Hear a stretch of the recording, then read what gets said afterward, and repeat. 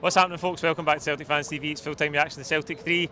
Hibs 1 here at Celtic Park. I've got Darren with me to go through it. Darren, I thought today, said before the game, we might be a wee bit flat, given we've wrapped up the title with the big game at Ibrox last weekend. But I thought that wasn't the case at all. I thought for minute 1 today we played some really, really good stuff. I'm always a wee bit anxious watching Celtic when there's nothing really at stake, but as you said there, you can kind of see for the first 5 minutes that there was a bit of enthusiasm, was a bit of an appetite to take the game. And I felt first 10-15 minutes we probably should have scored one or maybe two. I think Hatate and Idah has a couple of chances where you really expect, I think one is left foot and one is right foot, and you really expect them to probably score both, and it's pretty simple saves for the keeper. Again, we're a bit frustrated with that, and then it makes the frustration even a bit worse when Hibs got the pitch. Martin Boyle gets a goal and it's pretty poor clearance for Trusty. It just falls right to his foot. I think a Kasper Schmeichel that's had a few games under his belt probably would have saved that. I think just went in low under his arm, and he'll probably be a bit frustrated with himself, but I think we've done well to get back in the game. Obviously scoring a couple of goals right before half time. Kuhn's goal was really good. I can't remember, I think it was Ralston plays the ball over the top. Yeah. I think Idah does well, just to, I don't know if he's getting awareness. Gets his body in, but gets his body in the way, takes the keeper out the way, and you're kind of lucky that it's Kuhn there. He's got the pace, because if somebody slower probably runs out of play, but Kuhn's get the speed there, and by that point I'm away down to the toilet because I think it's going to be half time. Then I hear the chant for the fans again that Idah's scored again, so I had to go into half time, and you kind of felt like the game, Hibs had to chase the game for them. We could just dictate the pace at our own time. What a brilliant goal for Hatate. A good team goal, by the way. I think it was McGregor and Engels, and then Engels' first time pass to Hatate, and he just curled his right foot on that. Finish. And then I think after that we start rotating and bringing this up, taking McGregor off, bringing the youngsters on, and then we just see out the game. So I'm very happy for that. I thought in the first, as I say, I thought the tempo, the intensity from us was brilliant.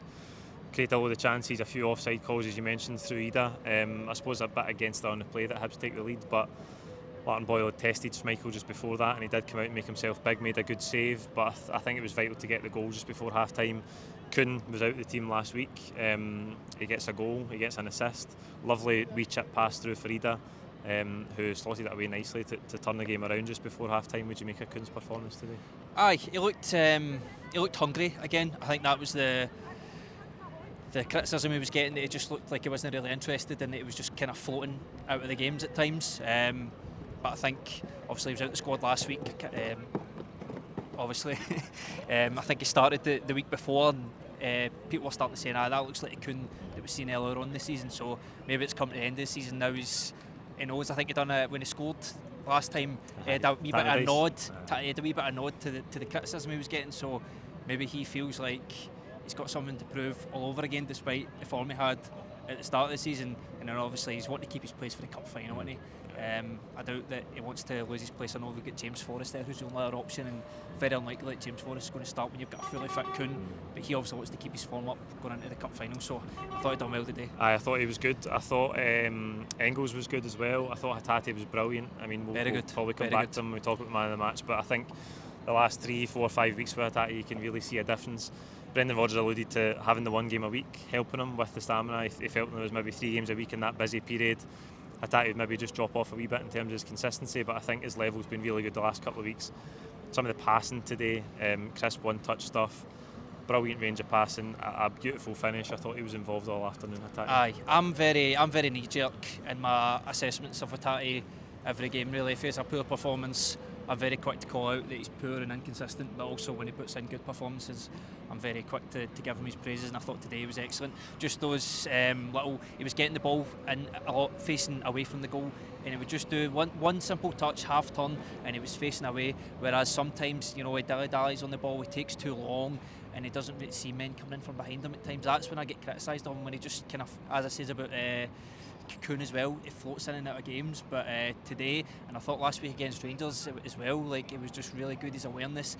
He's not taking 3-4 touches, he's taking 1-2 touches, he's looking forward, he's looking out to the wings. He played a lot of those diagonal balls into Maeda a lot, and he was always trying to get Kuhn involved in the game as well. And then obviously the finish, well, first time, right foot curling shot, brilliant. Aye, brilliant. You mentioned James Forrest there, he had a chance, I think it was actually flagged offside. The keeper made a good save. The noise though when he went through on goal, I think we're all so invested in him getting this record. Do you think he will start maybe at Pittodrie during the week and then the trophy day next weekend? would you like to see him start? Pataudry, aye. I think why not? We're going up there again with nothing to lose.